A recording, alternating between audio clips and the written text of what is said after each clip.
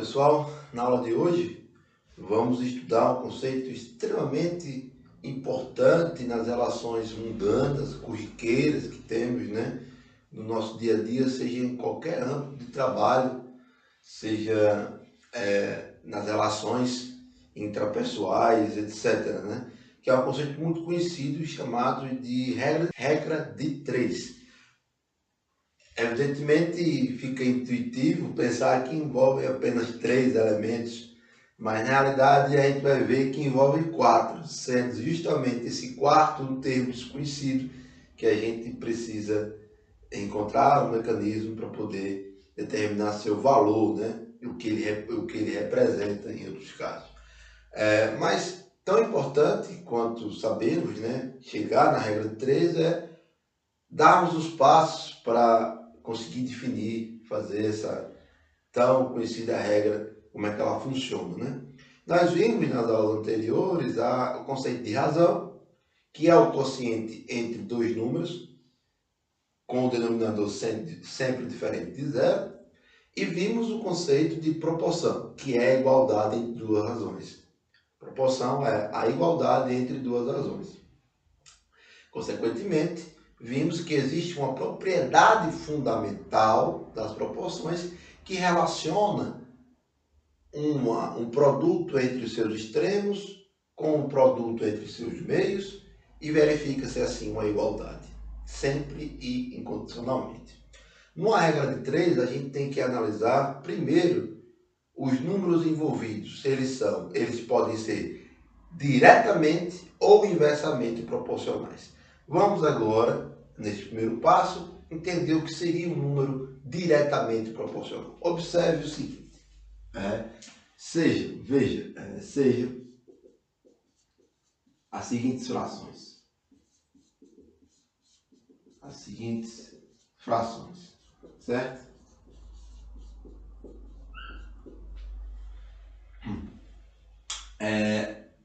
10 dividido por 5 e 50 dividido por 25, certo? Se eu chamar essa fração 1 aqui de A, eu vou ter que A é igual a 10 dividido por 5. E se eu chamar essa segunda aqui de B, eu vou ter que B é igual a 50 dividido por 25. Observe o seguinte, de acordo com o que a gente viu anteriormente, no conceito de razão e proporção. 10 dividido por 5, quanto é? 2. 50 dividido por 25 também é 2. Ou seja, nós temos aqui uma proporção. A igualdade de A e B verifica-se uma proporção. Só que, mais interessante notar é que, se eu escrever, isso me dá o direito de escrever que A é igual a B. Concorda comigo? Porque 10 sobre 5 é igual a 25, igual a 50 sobre 25. Perfeito? Então, isso me dá o direito de escrever, de concluir, que A é igual a B. Aqui se verifica uma proporção, tá certo? Veja o seguinte, ainda analisando as frações, o que é que eu quero dizer com isso? Que 2 é igual a 10 dividido por 5. Não é interessante? 2 é igual a 10 dividido por 5. Se eu multiplicar por 5, eu vou ficar com 50.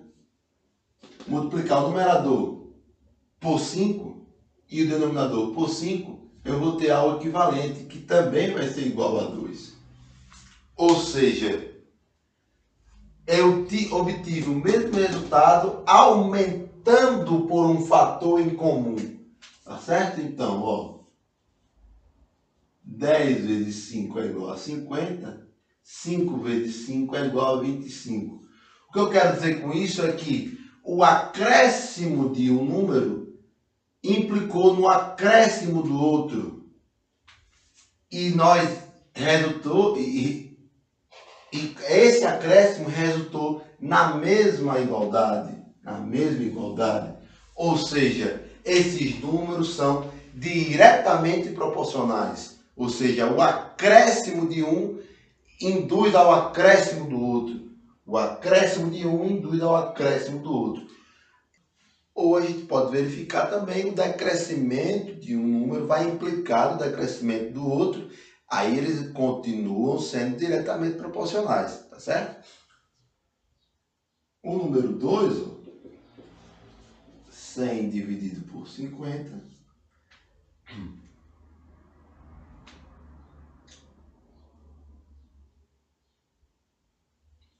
que isso aqui também pode ser escrito pegando o exemplo anterior, 50 por 25. Olha só, neste caso aqui, o que é que eu tenho? Que o decréscimo de um número implicou no decréscimo do outro para que a igualdade fosse mantida. Neste caso aqui, eu dividi 100 dividido por 2 vezes, deu 50, perfeito? E aqui, 50 também dividido por 2 vezes, deu 25. Isso aqui manteve a mesma igualdade. Ou seja, o decréscimo de um número implicou no decréscimo do outro. Nós dizemos aqui que quando isto acontece, quando o acréscimo de um número implica no acréscimo do outro, ou quando o decréscimo de um número implica no decréscimo do outro, a gente pode dizer que esses números são diretamente proporcionais. Então, são diretamente proporcionais. Diretamente proporcionais, certo?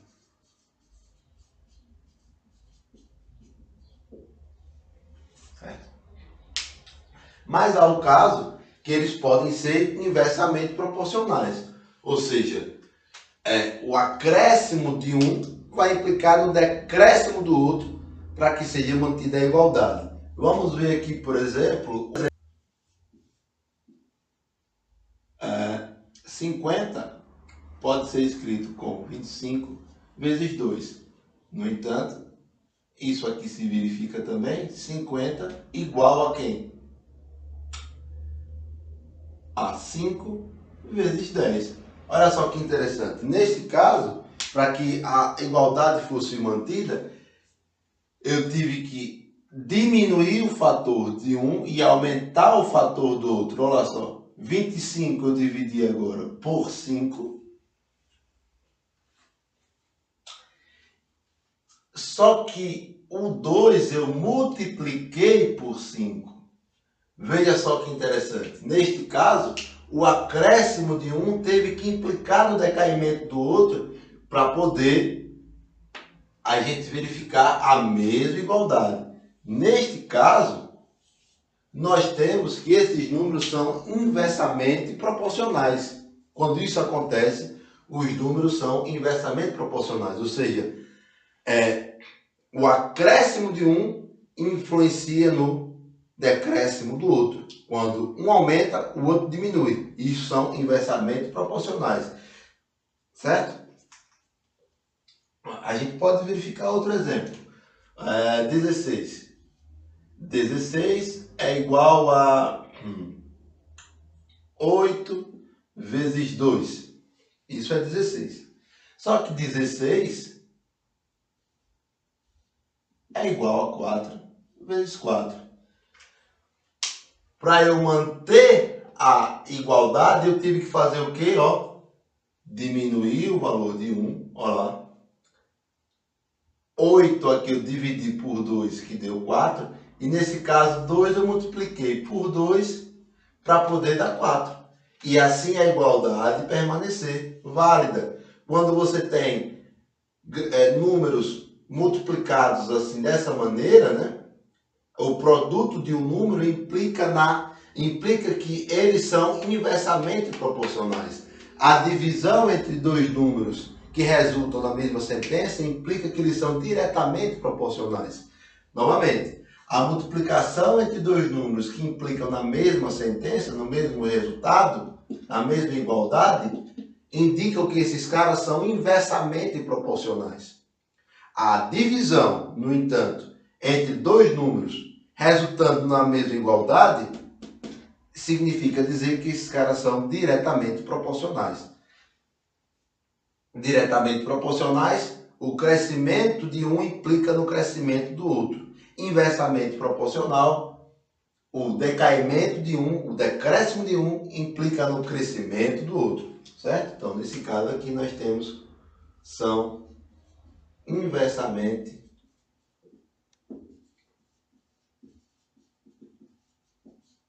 proporcionais.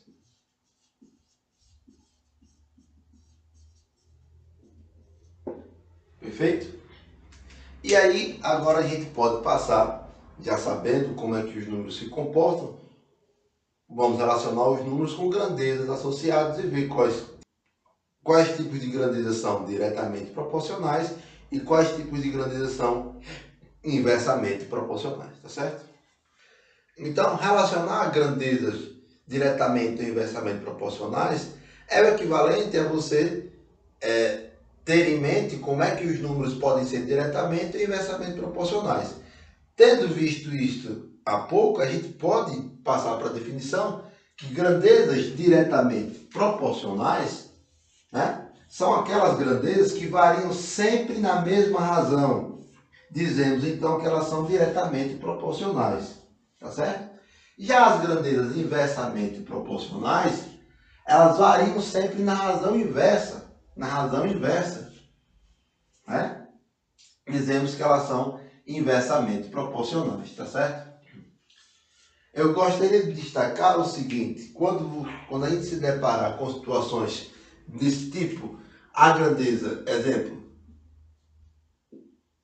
A é igual à razão entre B sobre C.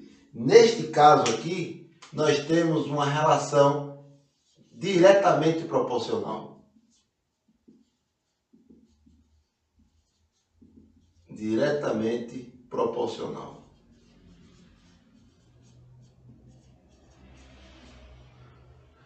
No entanto, quando a gente se deparar com o produto, nós temos uma relação inversamente proporcional.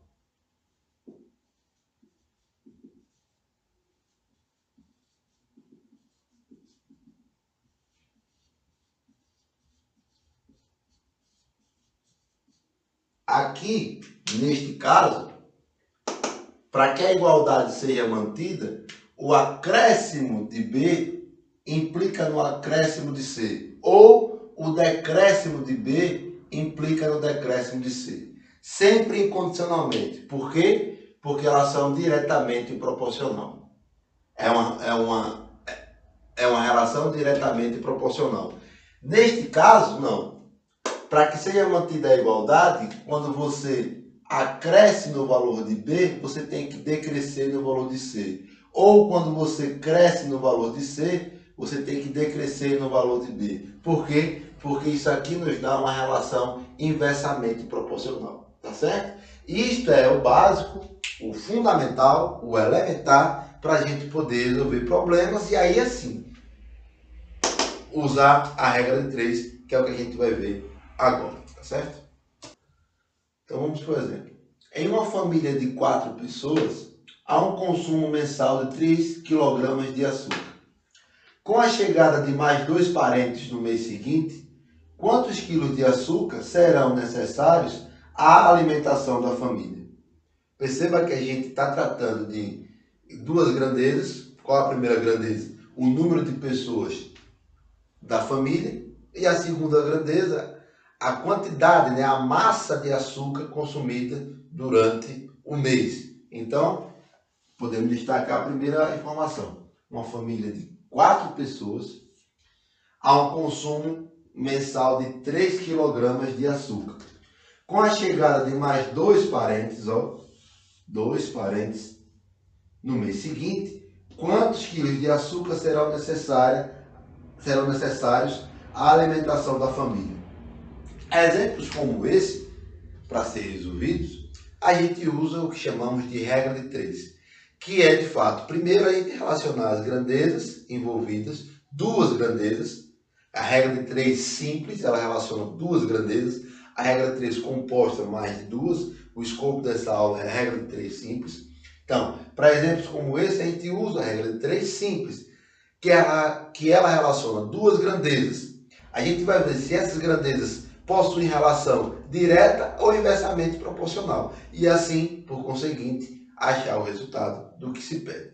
Primeiro, em questões que pedem a resolução com regra de 3, a gente faz uma tabela relacionando as grandezas envolvidas.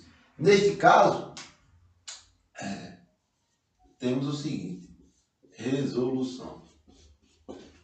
Temos o seguinte, pessoas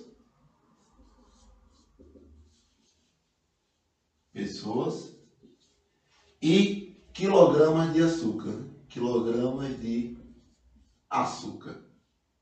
Ou seja, a massa do açúcar. A gente faz uma relação, geralmente numa tabela, para ficar mais organizado.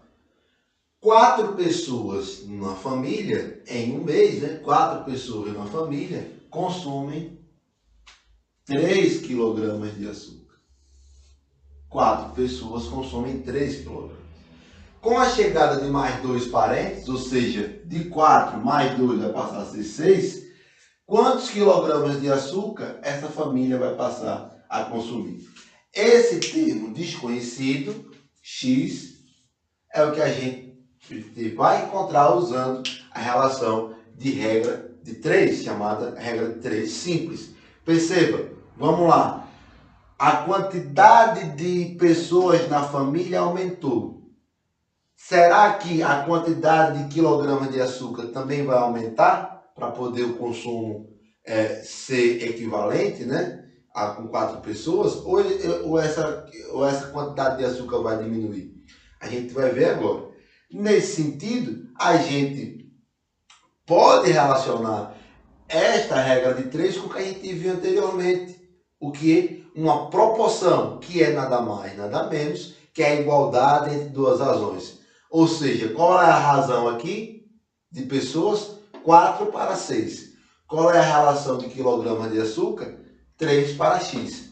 Ou seja, relacionando essas razões de forma de proporção, nós temos que 4 para 6 está para 3 para X. E nós vimos, de acordo com a propriedade fundamental da proporção, que este termo vezes esse termo aqui é igual ao produto desse termo vezes esse termo aqui. Ou seja, o produto do primeiro termo vezes o quarto termo é igual ao produto do segundo vezes o terceiro. Em outras palavras, você multiplica cruzado para poder encontrar a regra de 3. Perceba por que regra de 3, que eu tenho 3 números conhecidos, eu tenho 3 elementos conhecidos e eu desejo encontrar o quarto elemento. O quarto termo conhecido. O quarto termo desconhecido, perdão. Como é que a gente faz aqui? 4 vezes x é igual a 6 vezes 3. X, 4x, perdão, 6 vezes 3, 18. 18, que significa que x é igual a 18 dividido por 4. Pode ser simplificado? Pode. Vamos usar aqui essa parte do quadro. X igual a 18 quartos. Dividindo numerador e denominador por uma razão, por um fator em comum, que é 2. 18 dividido por 2 dá 9. 4 dividido por 2 dá 2. X, então, é igual a 9 meios, que é igual a 4,5. Isto é, X é igual a 4,5 quilogramas de açúcar. Ou seja, a família só terá de comprar, só vai ter de comprar a mais, né, do que o consumo mensal, meio quilo de açúcar. Né? Quantos quilogramas de açúcar serão necessários à alimentação da família? 4,5 kg. 4,5 kg. Perfeito, pessoal? Então, veja que a gente construiu a ideia de proporção, construiu a ideia de números diretamente ou inversamente proporcionais e, por conseguinte, grandezas diretas ou inversamente proporcionais, para poder aplicar no exemplo de resolução usando a regra de 3. Este é um exemplo comum que a gente se depara no cotidiano, e temos vários outros exemplos que vamos responder ao longo de atividades, ao longo de exercícios, certo? Bons estudos!